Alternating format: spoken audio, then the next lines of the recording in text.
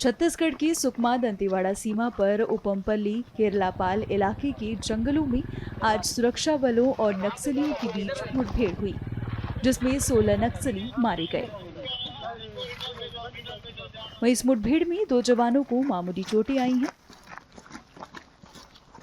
आज दिनांक 29 मार्च को जिला सुकमा एवं दंतेवाड़ा के सीमावर्ती इलाका में प्रतिबंधित एवं गैरकानूनी सीपी माओवादी कैडर की उपस्थिति की आसूचना के आधार पर डीआरजी सुकमा एवं सीआरपीएफ का संयुक्त बल सर्च अभियान के लिए रवाना किए गए थे। अभियान के दौरान आज प्रातः 8 बजे से लेकर अनेक बार माओवादी एवं सुरक्षा बल के बीच में मुठभेड़ हुई। मुठभेड़ के उपरांत इलाका का सर्चिंग में कुल 16 माओवादियों का डेड बॉडी अब तक रिकवर किए गए थे। घटनास्थल से काफ़ी बड़ी संख्या में AK-47, SLR, इंसास एवं अन्य हथियार भी बरामद किए गए थे। आसपास इलाका में अभी सर्चिंग जारी है। इस मुठभेड़ के दौरान हमारा 2 जवान घायल भी हो गए। उनकी स्थिति अभी सामान्य एवं खतरा से बाहर है। उनके इवैक्यूएशन के लिए आवश्यक व्यवस्था की जा रही है। आसपास इलाका में रीइंफोर्समेंट टीम द्वारा भी सर्चिंग की जा रही है। इस मुठभेड़ में अन्य और भी माओवादी कैडर घायल होना या मारा जाने की संभावना है। उसको देखते हुए आसपास इलाका में अभी भी लगातार सर्चिंग जारी है।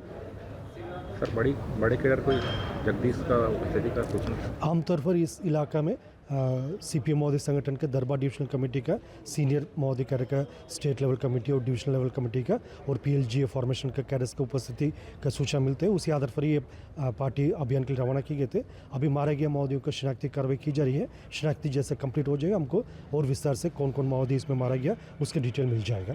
केरलापाल थाना क्षेत्र अंतर्गत गोकुंडावाला इलाके में जो मुठभेड़ हुई है, 16 नक्सलियों के शव बरामद किए गए हैं। इसमें AK-47, SLR, इंसास जैसे काफी भारी मात्रा में हथियार बरामद किए गए हैं। 2 जवान इसमें घायल हुए हैं, उनको इवैक्यूएशन किया जा रहा है।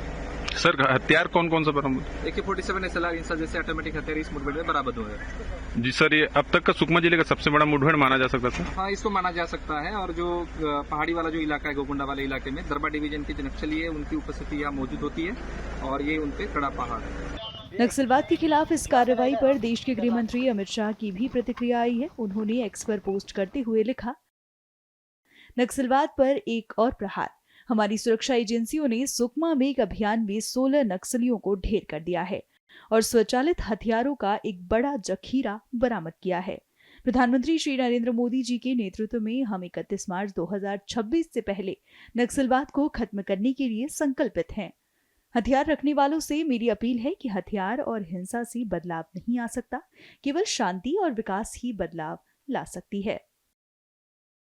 देश के प्रधानमंत्री माननीय नरेंद्र मोदी जी के नेतृत्व में देश के गृह मंत्री आदरणीय अमित शाह जी ने जो संकल्प लिया है, मार्च 2026 तक देश से सशस्त्र नक्सलवाद समाप्त करने का, और इसी दिशा में हमारे बस्तर में भी लगातार कार्यवाहियां चल रही है।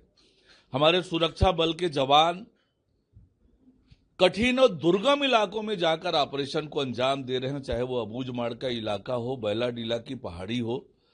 और जिस बहादुरी और वीरता से हमारे सुरक्षा बल के जवान काम कर रहे हैं, तो निश्चित रूप से हम उस दिशा में बहुत तेज गति से आगे बढ़ रहे हैं।